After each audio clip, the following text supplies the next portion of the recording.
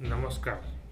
IPL 2026 सुरू होऊन 3 आठवड्यांच्या वरती झालेला आहे, पण तरी देखील प्रत्येक संघाने 6 सामने खेळल्यानंतर देखील कोलकाता नाईट रायडर्स संघाला सलग 5 पराभवाला सामोरे जावे लागलेले आहे.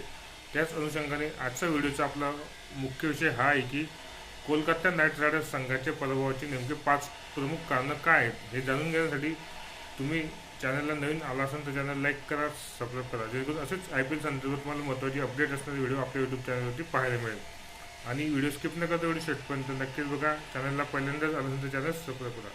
चला तर मग जास्त वेळ न घालवता व्हिडिओच्या मुख्य विषयाला सुरुवात करूया. नमस्कार, आशिष दत्तू यूट्यूब चॅनल मराठीमध्ये आपल्या मनापासून स्वागत आहे. काल झालेल्या गुजरात टायटन्स विरुद्ध कोलकाता नाईट रायडर्स संघात IPLचा सामना झाला असतानाच कोलकाता संघाला पहिल्या विजयाची आस लागलेली होती, पण तरी देखील त्यांना पहिला विजय मिळवता आला नाही आणि गुजरात संघाने सलग 3रा सामना आपला जिंकलेला आहे. सातत्याने होणाऱ्या पराभवास नेमकं कारणीभूत काय आहे, त्यांच्या पराभवाची नेमके कारण काय असू शकतात याचा आढावा घेणारा हा आजचा व्हिडिओचा विषय आहे. IPL सुरू होऊन प्रत्येक संघाचे 5-5, 6-6 सामने झालेले आहेत. कोलकाताचा एक सामना अनिर्णित राहिला होता पावसामुळे, तर त्यांची 6 सामने झाले. 6 सामन्यात त्यांनी 5 सामन्यात पराभव पाहिलेला आहे. त्यांना विजयाची आस अजून देखील कायम आहे आणि नेमके त्यांचा पहिला विजय ते कधी सेलिब्रेशन करतात हे क्रीडाप्रेमींना पाहणे रंजक ठरणार आहे. IPL 2026 मध्ये सातत्याने कोलकात्याच्या पराभवाची होणारी प्रमुख 5 कारणे ही असू शकतात. ते आता तुम्हाला पुढील प्रमाणे मी सांगतोय. सलामीच्या फलंदाजांमध्ये योग्य ताळमेळ नाही.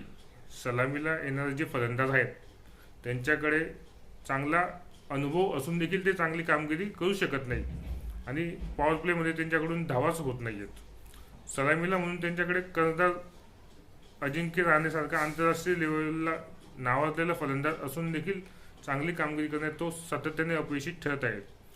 कर्णधार म्हणून देखील रहाणेचे अपयश हे ठळकपणे अधोरेखित होत आहे.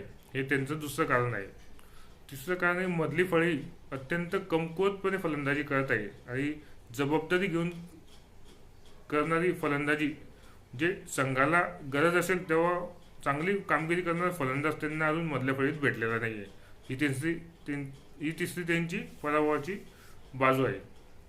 चौथा आहे गोलंदाजांचा मारा देखील त्यांचा प्रभावीपणे होताना दिसून येत नाही. एकटा फिरकीपट्टू गोलंदाज वरुण चक्रवर्ती चांगली गोलंदाजी करत आहे, पण त्याला अनुकूलन असे दुसऱ्या टोकाने चांगली गोलंदाजी करणारा गोलंदाज त्यांना अजून सापडलेला नाहीच आहे.